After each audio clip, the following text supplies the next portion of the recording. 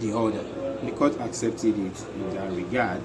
And also we need to understand that later, additionally, the subjective clause was also used by lawyers, and this was approved by the court in the case of Bellhouse versus City Wall Properties, where the courts diminished the power of ultra vires.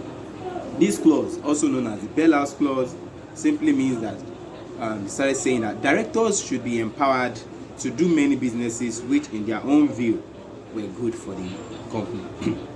So all of these were the innovations from legal practitioners in trying to circumvent, in trying to avoid the strict application of the doctrine of ultra vires in England.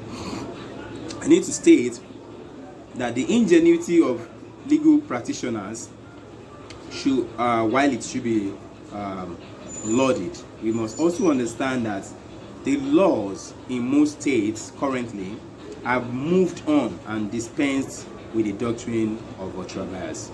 Because in different climes, you find that the law is now that a company can get involved in any lawful business and need not to state any object in their memos. That's what they are doing.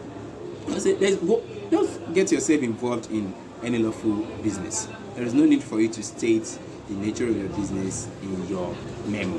That is what, and you can see a classic example is in the provisions of section 154 and 155 of the New Zealand Act, with the effect that you don't need to state any object in a corporation document.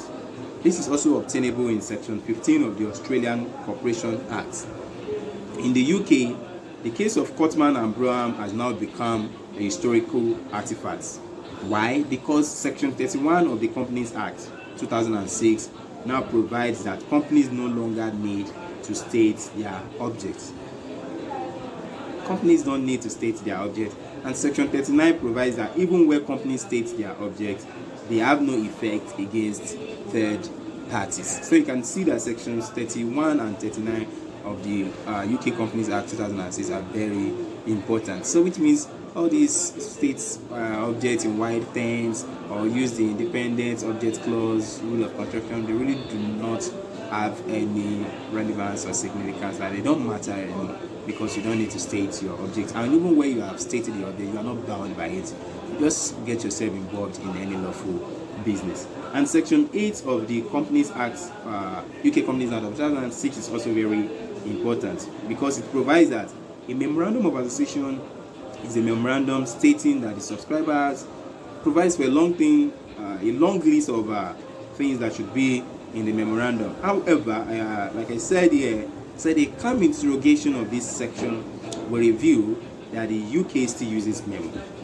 However, as can be seen from the chilling text of section 8, of all that must be stated in the memo, the nature of the business or object is not one.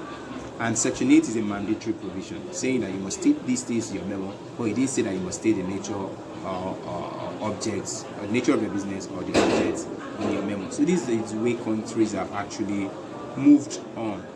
So with all the innovations by lawyers, well lauded, but the parliaments themselves have then moved on to say, just get yourself involved in any lawful business. But you will recall that from the beginning, I stated earlier that the doctrine of ultra vires is incorporated into CAMA, and with the instrumentality of section 39. So it is important that we interrogate, it is important that we consider and critique this section. And what we want to know is, what is the position of the law on ultra vires in Nigeria?